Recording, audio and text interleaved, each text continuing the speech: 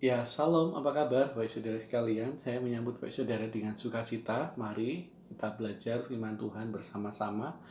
Meskipun kita masih di kelompok-kelompok, saya rindu ini tidak mengurangi kita untuk tetap bertumbuh bersama-sama di dalam Tuhan. Sebelum kita belajar, mari kita berdoa terlebih dahulu. Tuhan, Allah kami yang baik, kami mengucap syukur hari ini kami diperkenankan oleh Allah untuk belajar firman Allah. Tuhan berkati kami supaya kami mengerti, bertumbuh, dan terus menjadi saksi Kristus yang baik bagi dunia ini. Terima kasih Bapa. Dalam nama Yesus Kristus kami berdoa dan mengucap syukur. Amin. Saudara, silakan membaca ayat Lukas pasal 10 ayat 1 sampai 12. Lukas pasal 10 ayat 1 sampai 12. Saudara, tema kita hari ini adalah membagikan kebenaran di tengah kebencian. Membagikan kebenaran di tengah kebencian. Baik saudara, suatu kali ada seorang yang berbincang-bincang. Ada dua orang pria yang berbincang-bincang. Semalam dia pria pertama. Semalam aku berantem dengan istriku. Orang yang kedua, pria kedua berkata, "Wih, kamu berantem beneran? Kamu berani sama istrimu?" Ya, beranilah. Wah, lah kan istrimu galak. Wah, iya sih, tapi malam itu aku membuat istriku nggak berkutik. Dia sampai berlutut kepadaku. Wah, kata orang yang pertama. Wah, hebat sekali kamu. Terus apa yang kamu lakuin? Wah, pria yang pertama berkata, ya aku diem saja. Sebagai laki-laki aku punya harga diri. Wah, hebat sekali kamu. Terus istrimu bagaimana? Ya istriku akhirnya, ya dia berkata, ayo kalau kamu berani keluar dari kolong tempat tidur, hadapi aku. Wah, saudara, ternyata suaminya ketakutan. Suaminya ketakutan. Dunia ini membenci sekali. Manusia membenci namanya kekalahan. Manusia membenci, tidak suka dengan kekalahan. Nah, masalahnya ajaran-ajaran yang disampaikan seringkali bertolak belakang dengan apa yang disukai oleh kita. Manusia tidak suka mengampuni, kita diminta oleh Tuhan mengampuni. Manusia diminta oleh Allah untuk mengasihi. Wah, kita diminta, kita tidak suka. Pengajaran tentang kerendahan hati, kita lebih suka sombong. Wah, nggak diajari sombong aja, pinter sombongnya kita. Wah, ya mungkin itu. Tapi yang jelas yang diajarkan Yesus itu terlihat identik mungkin dengan yang namanya kekalahan. Dan manusia tidak suka itu. Masa dihina diam saja. Masa dihina cuma mengampuni. Ya, balas dong. Masa kita enak dianggap sebagai penakut. Wah, lembek banget jadi orang. Wah, mungkin kita akan dikatain, semut aja ini diinjak akan gigit. Masa kamu diem aja? Wah, kamu rela direndahkan. Wah, ada muncul pertanyaan-pertanyaan itu yang seakan-akan, wah benar juga ya, saya harus menunjukkan kekuatan bahwa saya bisa. Wah, saya juga bisa marah. Wah, saudara, membagikan kebenaran di tengah dunia yang sudah penuh dengan kebencian, dengan keegoisan, dengan dosa ini memang bukanlah sesuatu tugas yang mudah. Ini sebuah tugas yang teramat sulit untuk kita lakukan seorang diri. Ya. Ketika orang lain merendahkan kita, kita bisa terpancing untuk lebih lagi melakukan yang dilakukan oleh orang lain. Ketika orang lain membenci kita, berbuat jahat kepada kita, kita juga bisa terpancing untuk melakukan hal yang jahat kepada mereka. Wah. Tetapi panggilan kita bukan itu. Kita dipilih menjadi terang, kita dipilih menjadi garam dunia. Matius 5 ayat 13 sampai 14. Yesus berkata, kamu adalah garam, kamu adalah terang. Wah. Ayat 14 saya bacakan. Kamu adalah terang dunia, kota yang terletak di atas gunung, tidak mungkin tersembunyi. Baik saudara, Yesus mengatakan, murid Yesus bukanlah semoga menjadi terang, semoga menjadi garam. Tidak. Kamu adalah terang. Kehadiran kita harusnya memberi dampak, memberi warna, memberi rasa. bagi dunia ini yang sudah jatuh dalam dosa. Jangan pernah tergoda untuk menjadi sama. Jangan. Walaupun itu menyenangkan, walaupun itu memuaskan ego kita. Pas rasanya kalau kita itu udah menghancurkan dia, membalas lebih berat dari yang dia lakukan, itu menyenangkan. Itu yang dikatakan menang mungkin.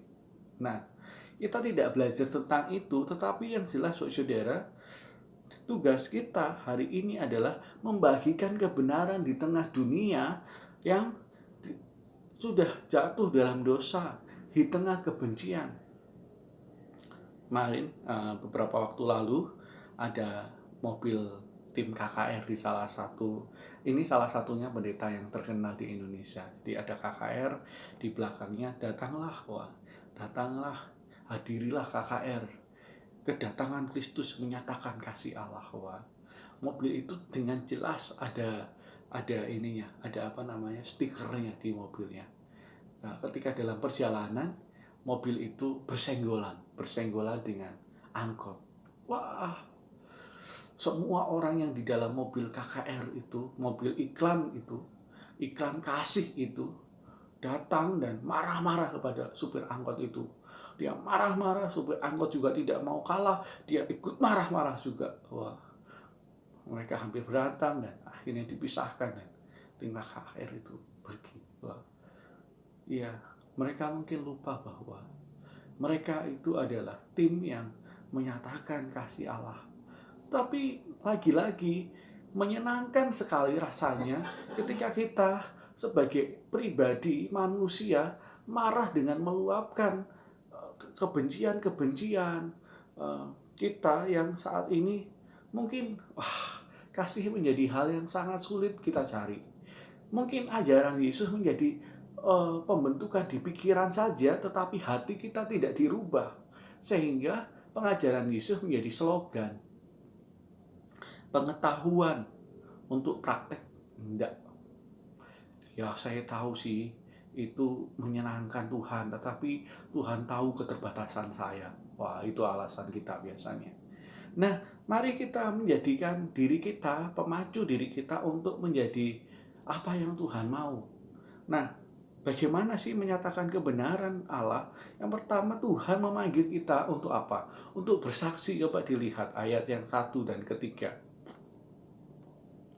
Kemudian daripada itu Tuhan menunjuk 70 murid yang lain, lalu mengutus mereka berdua-dua mendahulunya ke setiap kota dan tempat yang hendak dikunjunginya. Ayat yang ketiga, pergilah, sesungguhnya aku mengutus kamu seperti anak domba ke tengah-tengah serigala. Ya, ayat ini jelas ayat satu pengutusan di mana Tuhan memerintahkan kita untuk bersaksi. Tuhan memanggil kita untuk menjadi saksinya, bukan sebuah panggilan yang kosong tanpa perhitungan, bukan. Tuhan memberitahukan siapakah orang yang kita jumpai nanti.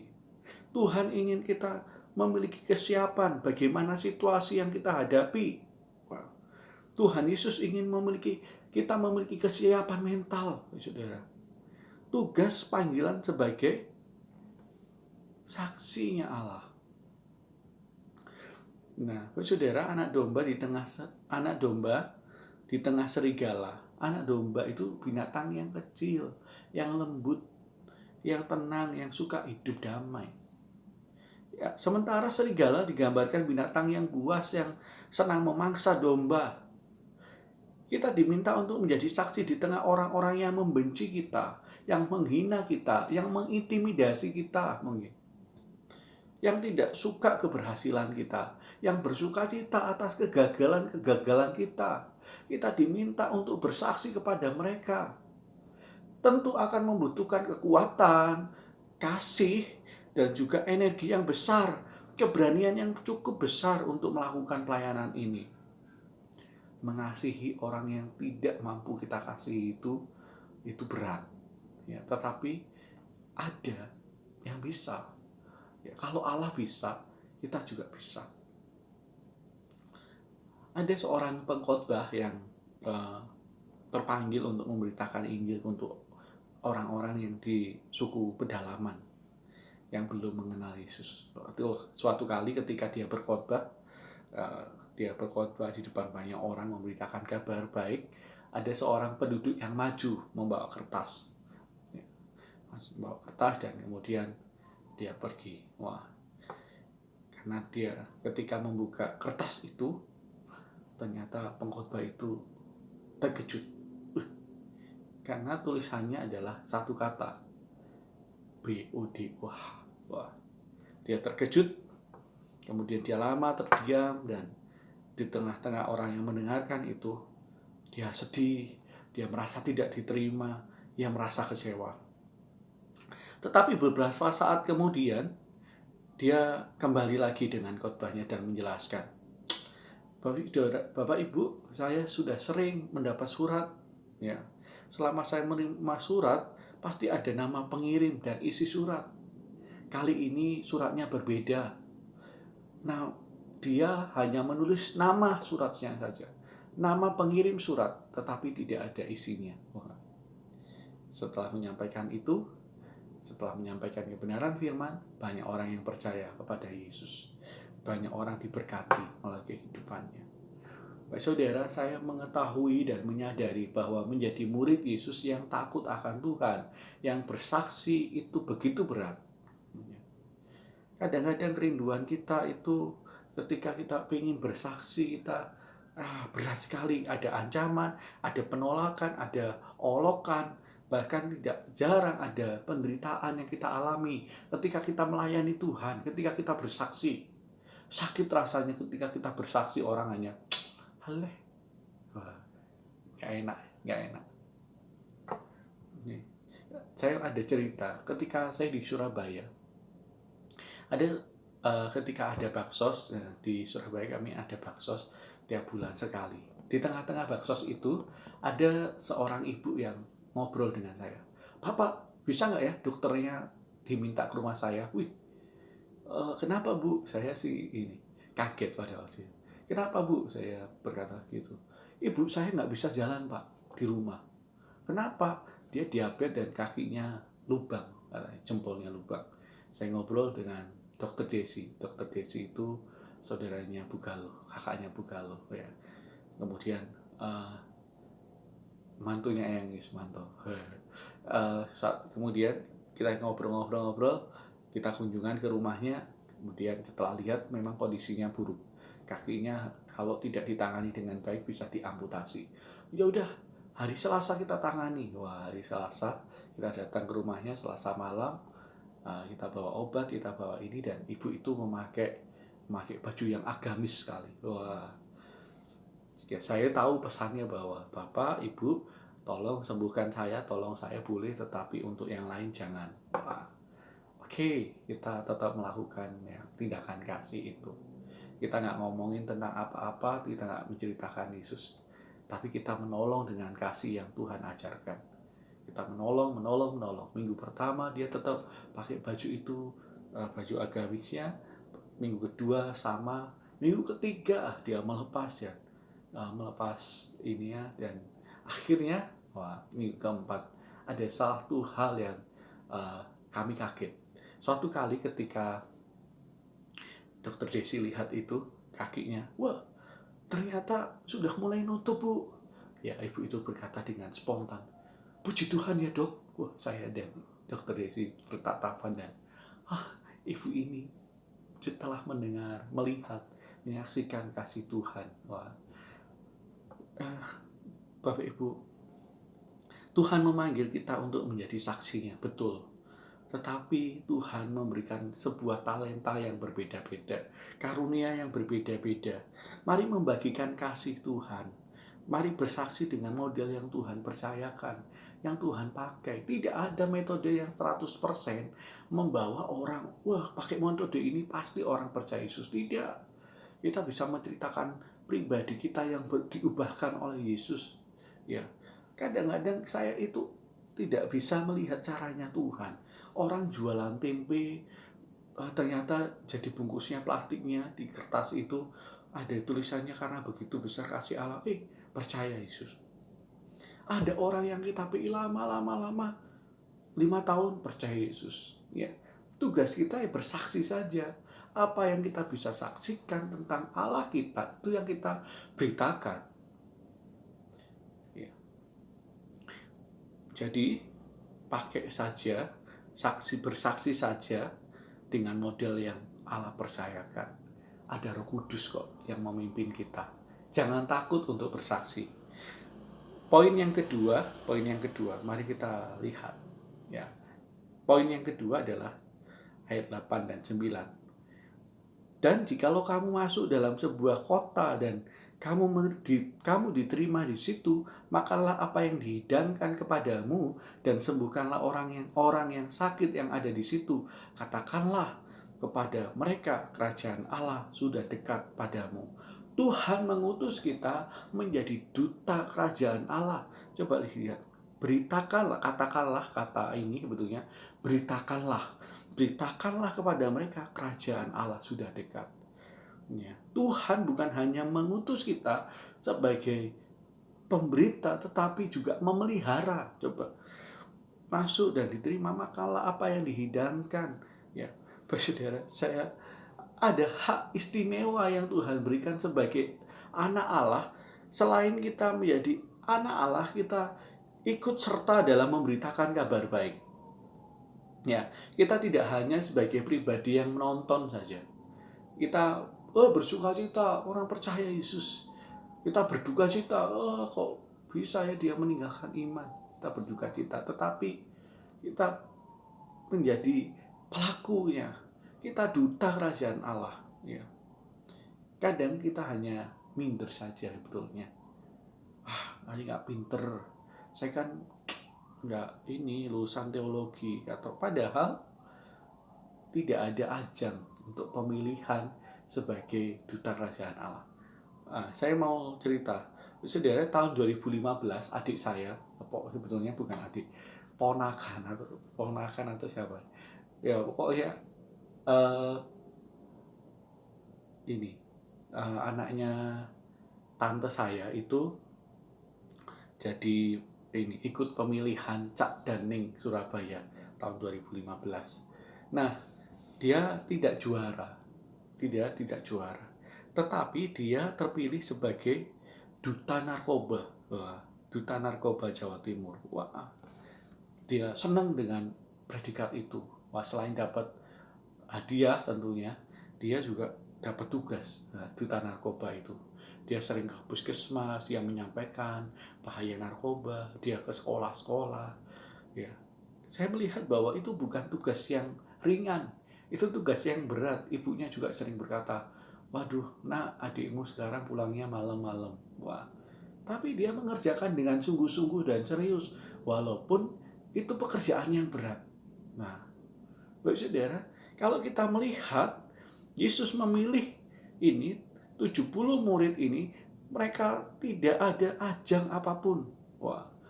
Tuhan Yesus buat selebaran gitu. Ayo, siapa yang mau jadi ini? Enggak ada. Enggak. Mereka dipercaya untuk menyampaikan kabar baik, damai sejahtera tentang kerajaan Allah. Kalau kita baca tadi, memang mereka itu mengerjakan sesuatu yang tidak mudah. Bahkan Yesus memperingatkan mereka bahwa mereka diutus seperti anak domba di tengah-tengah serigala. Artinya, Bapak Saudara, tidak semua akan menerima kehadiran mereka, menerima dengan pandangan sahabat, bukan. Ada jelas-jelas orang yang akan menerkam mereka, ya, menolak mereka, mencurigai, bahkan mungkin mengancam mereka. Tetapi Tuhan berkata begini, bahwa Tuhan tidak akan membiarkan mereka sendirian. Tuhan menjamin pemeliharaan hidup para duta Kristus ini melalui orang-orang yang bermurah hati memberikan tumpangan serta makanan. Tahun pertama saya masih ingat di STBI, saya itu pelayanan di desa di Salatiga. Saya hanya dapat tanda kasih 50.000 pada waktu itu. 50.000 sudah uang makan, uang beras, uang bensin untuk Semarang Salatiga saja nggak cukup. Gimana untuk hidup ya? Tetapi saya sampai hari ini menghitung-hitung gimana Tuhan caranya dulu ya. Tuhan hebat, Tuhan luar biasa. Tuhan memelihara anak-anaknya. Jadi sampai sekarang saya nggak pernah khawatir tentang pemeliharaan Allah ketika Tuhan memanggil, mau di Batam, mau di tempat lain, maupun Tuhan di mana-mana. Waduh, TK nomor sekian lah, nggak usah mikirin, Tuhan pelihara. Wah, istri saya juga mulai belajar, Tuhan pelihara, nggak usah khawatir. Ya memang Tuhanlah sumber berkat itu. Saya masih ingat ketika di Salatiga ada jemaat yang antar makanan pagi-pagi. Ya itu kebaikan Tuhan. Siang-siang saya biasanya jalan-jalan ke rumah warga. Wah, sambil lihat, wah anak-anak mereka belajar, kita ajari mereka, dapat makan.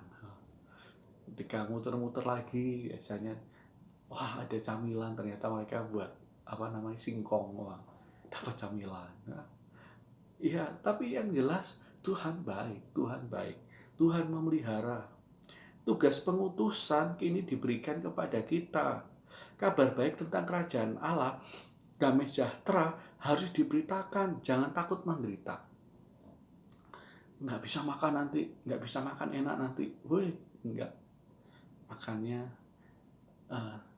ditanggung oleh Allah. Tuhan yang pelihara kita. Ya. Tuhan pasti sanggup memelihara kita. Mari menyatakan kasih Allah dalam perkataan, dalam sikap kita. Sebagai duta Allah, duta kerajaan Allah.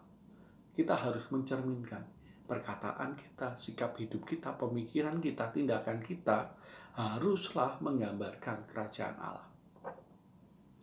Ya, kita bisa pakai metode apapun untuk membawa orang mengenal Tuhan. Sambil nonton film Korea misalnya. Wah, kita berbagi ke tetangga kita. Sebetulnya ada film yang lebih baper lagi. Film apa itu? Film kematian Yesus. Mereka tertarik. Metode film. Nah, Bapak Saudara, jangan malu menjadi duta Kristus. Marilah kita jangan ragu bahwa ada penyertaan Roh Kudus. Banggalah jadi duta Kristus, jadi duta kerajaan Allah. Karena Dia memilih kita tanpa ajang apapun. Dia meminta kita untuk ikut dalam mengerjakan perluasan kerajaan Allah di dunia ini. Mari kita tundukkan kepala kita berdoa. Tuhan, terima kasih, kami mengucap syukur hari ini kami boleh belajar untuk menjadi duta kerajaan Allah yang baik. Kami percaya Tuhan, Engkau Allah yang memimpin kami untuk kami boleh belajar, mengerti, dan melakukan firman Tuhan. Terima kasih Bapa, kami menyadari kelemahan kami, bimbing kami Tuhan, supaya firman Allah boleh menjadi penyegaran dalam hidup kami, pengingat kami bahwa kami dipilih oleh Allah bukan hanya sebagai penonton, tetapi pelaku firman Allah yang menyenangkan hati Tuhan. Terima kasih Bapa, kami berdoa supaya setiap anak-anak Tuhan yang mendengarkan firman Tuhan hari ini bertumbuh dan melakukan setiap firman Tuhan. Dalam nama Yesus Kristus kami berdoa dan mengucap syukur. Amin.